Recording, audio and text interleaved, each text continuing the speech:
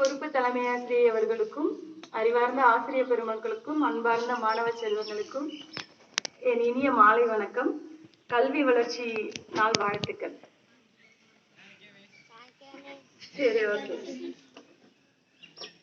அதாவது காமராஜர் அவர்கள் பத்தி நிறைய விஷயங்கள் சொல்லணும் அப்படின்னு சொல்லிட்டு நினைச்சேன். அப்போ எனக்கு என்ன தோணுச்சு அப்படின்னா, கேஷுவலா பேசினாதான் எனக்கு நிறைய சொல்றதுக்கு வரும். அதனால கேஷுவலாவே பேசிடுவோம் அப்படின்னு சொல்லிட்டு முடிவு பண்ணிட்டேன். ஒரு நாள் அவர் என்ன பண்ணிட்டு இருந்தாரா, ஒரு ஊருக்கு போயிட்டு இருந்தாரு. போயிட்டு இருக்கும் பொழுது ஒரு குழந்தைங்க எல்லாம் என்ன பண்ணிட்டு இருந்தாங்கன்னா, மாடு மேய்ச்சிட்டு இருந்தாங்க. ஸோ மாடு மேய்ச்சிட்டு இருக்கவங்களை கூப்பிட்டு, எல்லாருக்கும் தெரிஞ்ச விஷயம்தான், மாடு மேய்ச்சிட்டு இருக்க குழந்தைய கூப்பிட்டு, நீ பள்ளிக்கூடம் போலையாப்பா அப்படின்னு கேட்டாராம். எங்க ஊர்ல பள்ளிக்கூடமே இல்லைங்கய்யா அப்படின்னு சொன்னானாம். சரி, நான் உனக்கு பள்ளிக்கூடம் கட்டித்தரேன், நீ பள்ளிக்கூடத்துக்கு போறியா அப்படி சொல்லி கேட்டாரா. அதுக்கு அவன் வந்து, நான் மாடு மேய்ச்சா எனக்கு சோறு போடுவாங்க, நான் ஸ்கூலுக்கு போயிட்டா எனக்கு என்ன போடுவீங்க அப்படி சொல்லிட்டு கேட்டானா. சரிப்பா, உனக்கு நான் சோறு போடுறேன், நீ வரியா பள்ளிக்கூடம் அப்படின்னு சொல்லி கேட்டாராம்.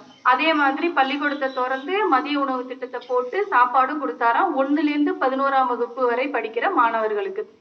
அப்ப வந்து அதுக்கு நிதி அமைச்சரை கூப்பிட்டு கேட்டாராம், இந்த மாதிரி நான் மதிய உணவு திட்டம் ஆரம்பிக்கணும், அதுக்கு நான் சாப்பாடு போடணும், அதுக்கு நிதி எப்படி இருக்கு சொல்லுங்க அப்படின்னு கேட்டாங்களாம். அதுக்கு நிதி அமைச்சர் சொன்னாரா, எனக்கு நிதி எல்லாம் இதுக்கு கொடுக்குற அளவுக்கு இல்லைங்கய்யா, கொடுக்க முடியாது அப்படின்னு சொன்னப்போ, காமராசர் அவர்கள் என்ன சொன்னாங்க அப்படின்னு பாத்தீங்கன்னா, நான் வந்து இந்த கல்விக்காக, இந்த மாணவர்களுடைய உணவுக்காக நடு ரோட்ல நின்று பிச்சை எடுக்க நான் தயார், நான் பிச்சை எடுத்து கொண்டு வந்து நான் உனக்கு நிதி தரேன், நீ அந்த மதிய உணவு திட்டத்தை நீ தொடங்கு அப்படின்னு சொன்னாராம். அப்படி சொல்லிதான் நம்ம எல்லாருக்குமே இந்த மதிய உணவு திட்டம் அப்படிங்கிறதே வந்திருக்கு அப்படின்னு சொல்றாங்க. அதுக்கப்புறம் 128 கோடி செலவு பண்ணி 29,000 பள்ளிகளா மாத்தினாங்க. 15,800 பள்ளிகளா இருந்ததை 29,000 பள்ளிகளாக மாத்தினாரு. உயர்கல்விக்கு ரொம்ப வழிவகுத்தாரு. இப்படி எல்லாம் நம்ம படிச்சிருப்போம். அதே மாதிரி யாராலையும் முடியாது அப்படின்னு ஒரு காரியத்தை சொன்னாங்கன்னா, காமராசர் அவர்கள் அதை முடியும்னு நிரூபிச்சு காட்டுவார். ஆழியாறு அணைன்னு ஒரு அணை இருந்துச்சு. அந்த அணையை யாராலும் கட்ட முடியாது அப்படின்னு சொல்லிட்டு இருந்தாங்களாம். அவர் என்ன பண்ணாருன்னா, கட்டி முடிச்சு காட்டினார். அது மாதிரி 9 அணைகளை கட்டியிருக்காரு. அப்புறம் நம்மளுடைய BHEL அப்படின்னு சொல்லுவாங்க இல்லையா, திருச்சி திருவெரும்பூர்ல இருக்கிற அந்த தொழிற்சாலை, அதுக்கு ஒரு கதை சொல்லுவாங்க. அதாவது நெஜலிங்கப்பா அப்படின்னு ஒருத்தர் இருந்தார், ஆந்திராக்காரர் ஒருத்தர் இருந்தார். நேரு அவர்கள் என்ன சொல்றாங்க அப்படின்னு பாத்தீங்கன்னா, இந்த மாதிரி இந்த பாய்லர் ஆலை நான் வந்து கட்டணும், எங்க நம்ம இந்தியாவில கட்டலாம், நீங்க ஒரு இடம் பார்த்து சொல்லுங்க அப்படி சொல்லி கேட்கும் பொழுது, நிஜலிங்கப்பா வந்து ஆந்திர பிரதேஷ், அவர் என்ன சொன்னாரா, வாங்க எங்களோட மாநிலத்துல நிறைய இடம் இருக்கு, நீங்க கேட்கிற அத்தனை ஃபெசிலிட்டிஸோட இருக்கு, இப்பயே ரெடியா இருக்கு இடம் கட்டலாம் அப்படின்னு சொன்னாராம். அதுபடி காமராசர் அவர்கள் என்ன சொன்னாங்களா, அதெல்லாம் முடியவே முடியாது, தமிழகத்துக்கு தான் கொண்டு வரணும், வாங்க வந்து தமிழகத்தை பாருங்கன்னு சொன்னாங்களாம். அப்போ ஒரு குழு, போஸ் குழு அப்படின்னு சொல்லிட்டு ஒரு குழு ஒண்ணு அமைச்சிருந்தாங்களாம். அந்த குழு வந்து பார்த்தாங்களாம், தமிழகத்தை சுத்தி பார்த்துட்டு, இந்த தமிழகத்துல இந்த மாதிரி பாய்லர் ஆலை உருவாக்குறதுக்கு அங்க எந்த ஃபெசிலிட்டிஸுமே இல்லை, எந்த இடமுமே இல்லை அப்படின்னு சொல்லி சமர்ப்பிச்சுட்டாங்களாம்.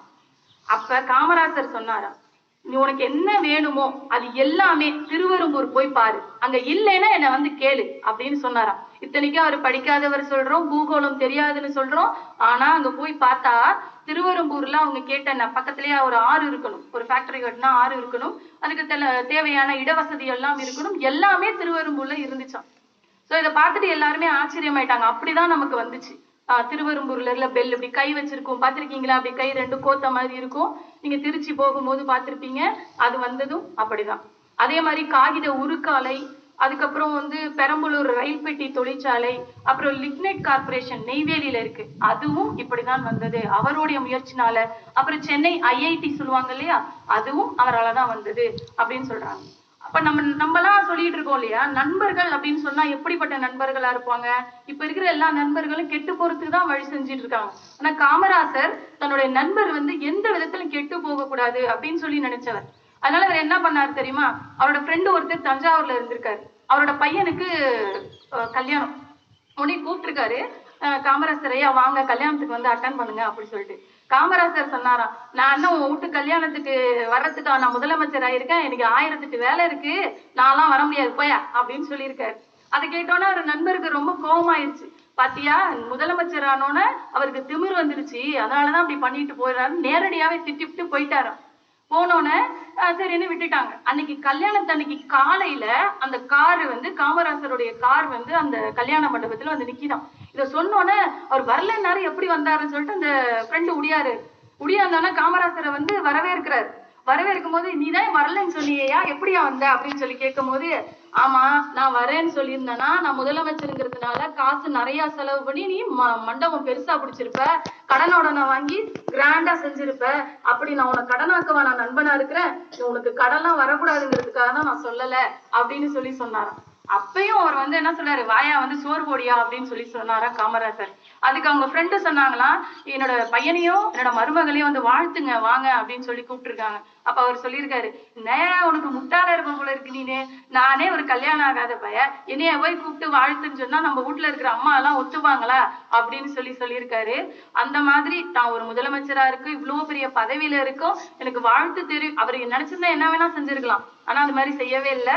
அப்படி கேஷுவலா சொல்லிட்டு மத்தவங்க மனசையும் அப்படியே அந்த புண்படுத்த கூடாது, மத்த ரிலீஜியஸ் அந்த என்ன சொல்றது மத சார்பு தன்மையையும் அவர் வச்சிருக்காரு, மத சார்ந்த விஷயங்களையும் அவர் வந்து மதிச்சாரு அப்படின்னு சொல்லலாம்.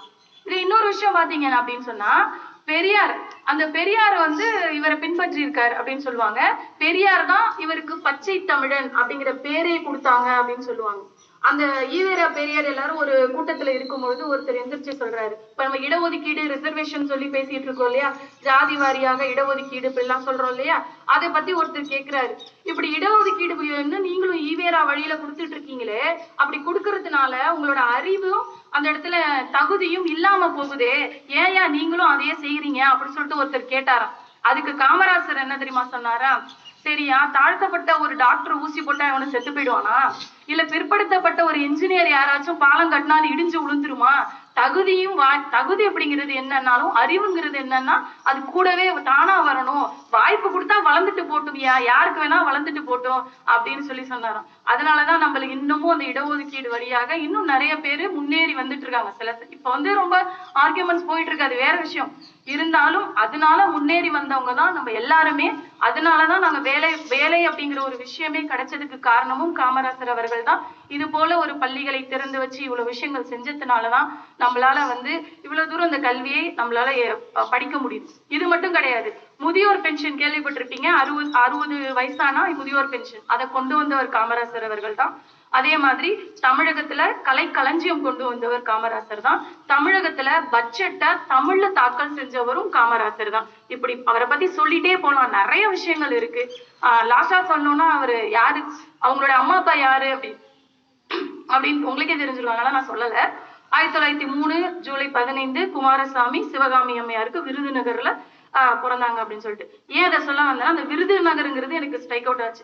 விருதுநகர்ல ஒரு கொலை நடந்துச்சாம். அந்த கொலையில ஒரு சிலர் அதுல காரணமா இருந்திருக்காங்க. அவங்க எல்லாரும் அரெஸ்ட் பண்ணிட்டீங்களா அப்படின்னு சொல்லி கக்கனை கேட்கிறாரு.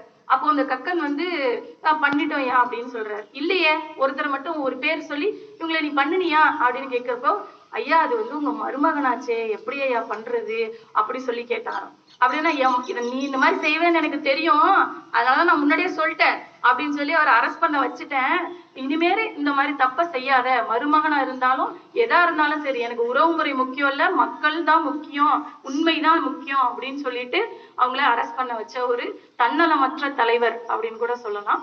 இன்னும் அவரை பத்தி இன்னும் நிறைய விஷயங்கள் இருக்கு, சொல்லிட்டே போலாம், டைம் இல்லை, அதனால முடிச்சுக்கிறேன். ஸோ அவர் வந்து அக்டோபர் 2ஆம் தேதி 1975ஆம் ஆண்டு இன்னுயிரை நீத்தார். அதுக்காக கவர்மெண்ட் வந்து அவருக்கு பாரத ரத்னா விருது வழங்கியிருக்கு. அது மட்டும் இல்லாம ஒரு 25 காசு தபால் தலையும் வெளியிட்டிருக்காங்க. ஸோ இப்படிப்பட்ட கர்ம வீரர், கல்வி கண் கொடுத்த வள்ளல், கிங் மேக்கர் காமராசர், அவர் தந்த நம்ம கல்வி, அதை நம்ம எல்லாரும் பயன்படுத்தி வாழ்க்கையில முன்னேறணும் அப்படின்னு சொல்லி கேட்டுக்கிட்டு வாய்ப்புக்கு நன்றி கூறி விடைபெறுகிறேன். நன்றி.